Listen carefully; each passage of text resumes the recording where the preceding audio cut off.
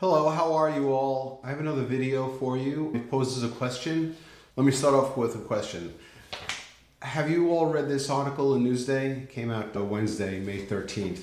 It's about the superintendent, Antonio Santana. He settled with his school district for $135,000 payout.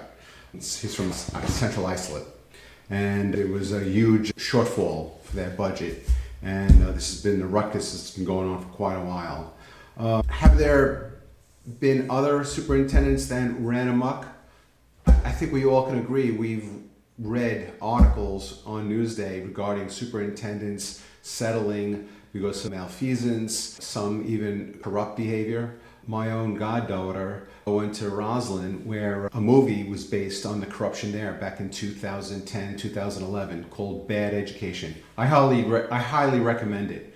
What this all brings to mind is a question, and that is, how is it that collectively Valley Stream District 13, District 24, District 30, and the high school, Central High School District, together collect close to $400 million, and there is no inspector general? There's no Department of Investigation. There's no independent body overseeing such a huge expenditure. I mean, think about it. Every 3 years, Valley Stream Central High School and the 3 elementary districts spend close to $1 billion.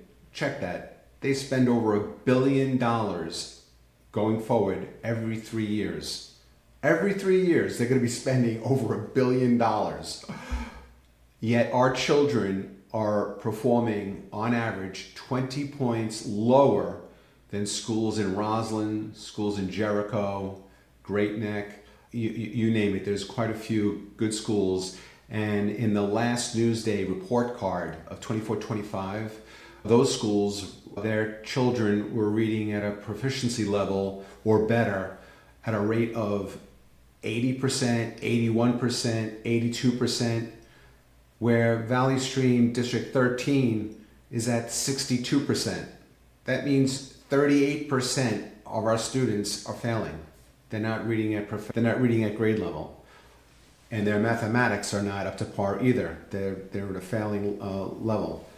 The only way we're going to clean up what comes to my attention is the failure of oversight. The principal responsibility of a school trustee is to provide oversight. But how many of you parents and residents of Valley Stream District 13 heard rumors of a principal hiring his daughter and perhaps paying for her services when services were not rendered? A district attorney would arrest you for a thing called theft of time. Or how many of us heard of the rumor that we had an assistant superintendent who left suddenly around Thanksgiving a couple of years ago due to personal matters? Was it personal matters, or was it getting caught stealing? Just imagine this. You have a superintendent telling you one story, and then the public hears, the families, the parents, the residents hear another story, and then we find out the other story is more valid and correct.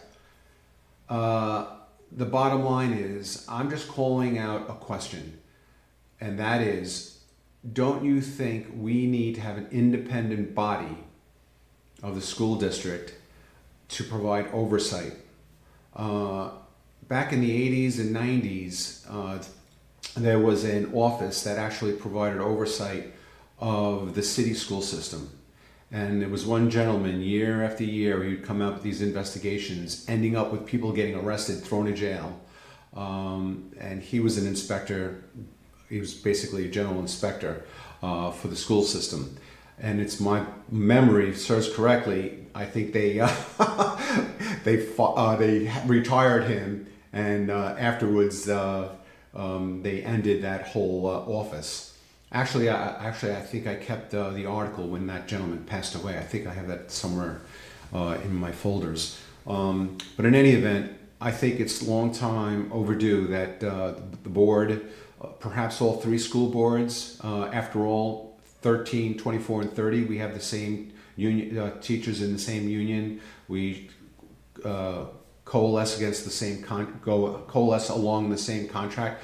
Maybe we can all come to an agreement that we need an independent body to oversee the expenditures. You think that's possible? No, I don't.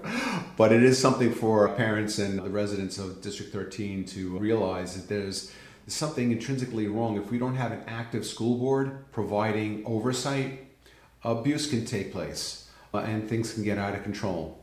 All right, in any event, this Tuesday is the election. Polls open at 6 a.m. and they close at 9 p.m. You can vote at your local elementary school. Okay, thank you.